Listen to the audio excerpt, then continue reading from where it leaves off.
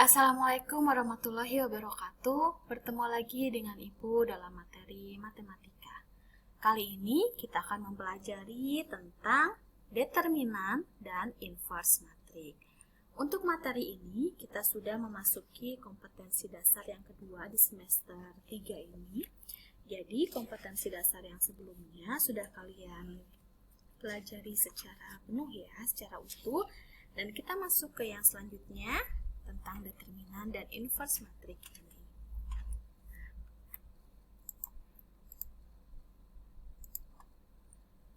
Ada dua determinan yang akan kita pelajari, yaitu determinan matriks berordo 2 dan matriks berordo 3. Determinan dan inverse matrik ini dapat digunakan pada kompetensi matematika lain atau pada mata pelajaran lainnya sebagai salah satu alat bantu untuk menyelesaikan suatu masalah.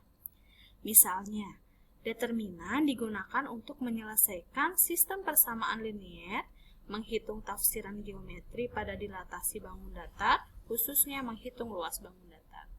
Nanti juga pada akhir materi kalian akan mempelajari bagaimana cara menyelesaikan sistem persamaan linier menggunakan matriks. Tapi sebelum itu, mari kita pelajari materi hari ini dengan baik ya. Siapkan buku catatan kalian, tulis hal-hal yang penting yang harus kalian pahami, karena untuk materi kali ini cukup perlu konsentrasi yang lebih untuk mempelajarinya. Materi ini cukup detail dengan sedikit penjelasan yang agak panjang, jadi siapkan konsentrasi kalian untuk mempelajari materi hari ini. Yang pertama yaitu tentang determinan matriks ordo 2. Determinan matriks berordo 2 ini, determinan dinyatakan dengan determinan A.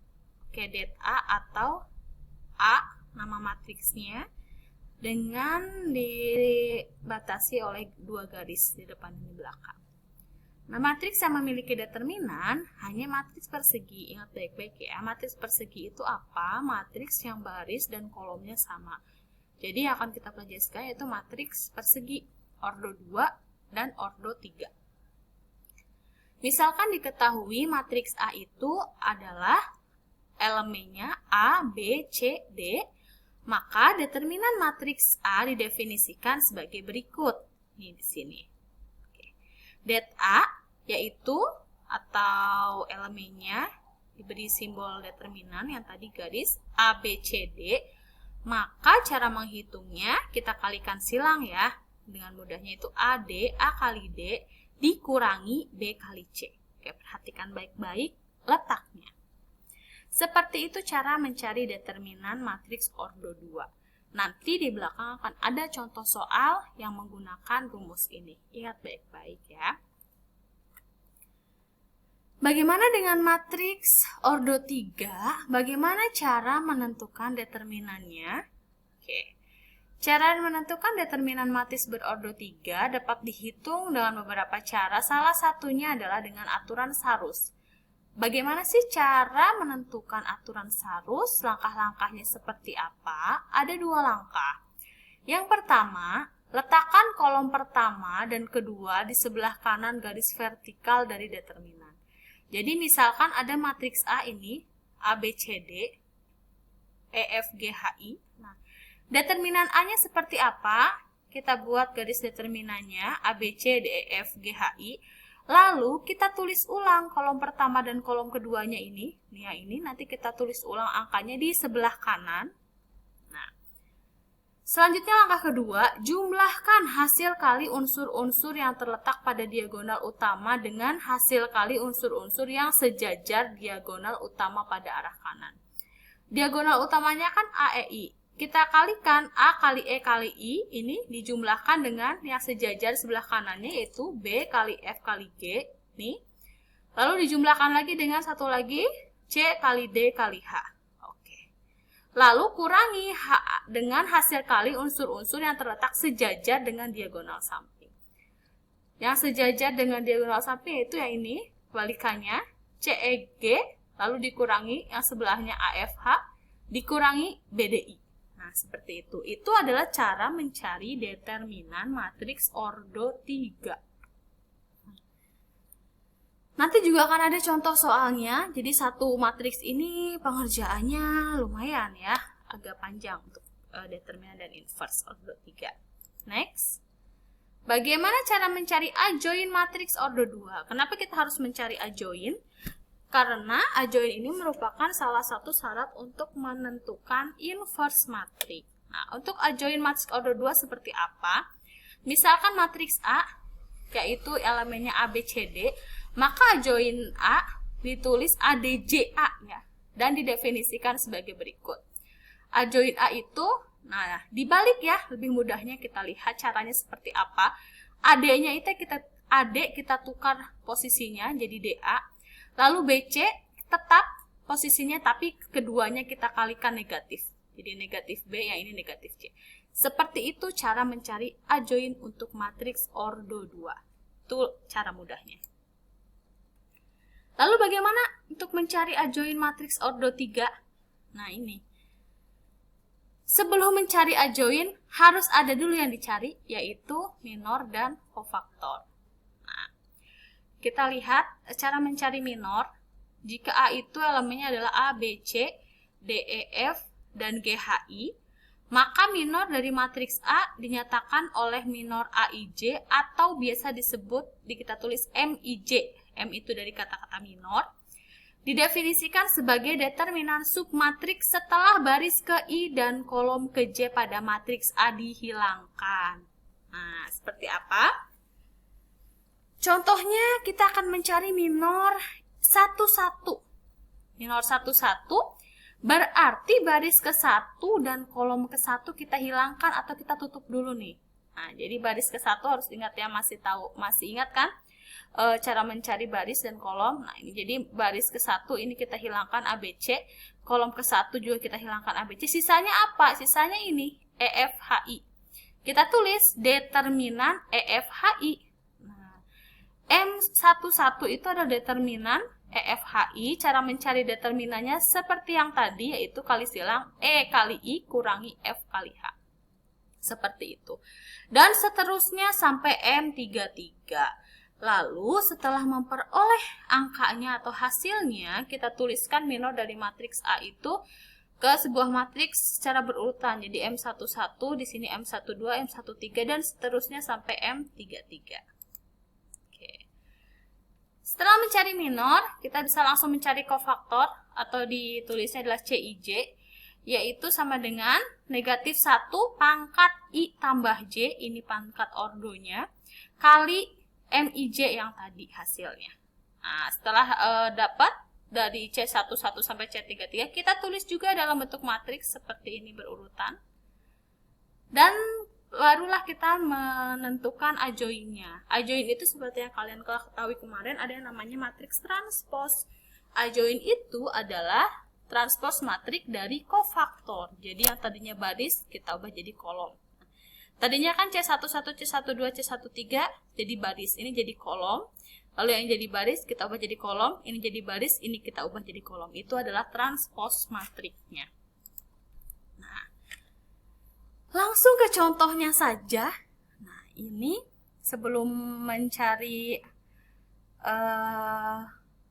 inverse, kita cari tahu dulu bagaimana menentukan matriks minor, matriks cofaktor, dan adjoint dari matriks A. Nih. Kita harus cari dulu minornya ya. Minor matriks A adalah sebagai berikut. Ini adalah M11-nya. Jadi kita hilangkan baris pertama dan kolom pertama. Sisanya adalah angka negatif 2, negatif 1, 6, dan 3. Lalu kita cari determinannya, kali silang itu yang tadi. Jadi negatif 2 kali 3 kurangi negatif 1 kali 6. Hasilnya berapa? Negatif 2 kali 3 itu negatif 6. Dikurangi negatif 1 kali 6 itu negatif 6. Negatif bertemu negatif, positif. Jangan lupa ya tentang positif negatif. Jadi negatif 6 tambah 6 hasilnya 0. Lalu kita bisa langsung mencari cofaktornya. C11 yaitu tadi rumusnya negatif 1 pangkat 1 tambah 1 dari sini. kali M1-1-nya yang ini hasilnya. Negatif 1 dipangkatkan, tadi 1 tambah 1 itu sama dengan 2. Jadi negatif 1 dipangkatkan 2 atau dipangkatkan bilangan genap hasilnya adalah positif. Ingat-ingat, kalau negatif dipangkatkan bilangannya positif, hasilnya positif. Jadi hasilnya 1. M1-1-nya dari sini 0, jadi 1 kali 0 sama dengan 0. Lalu M12. Kita coba.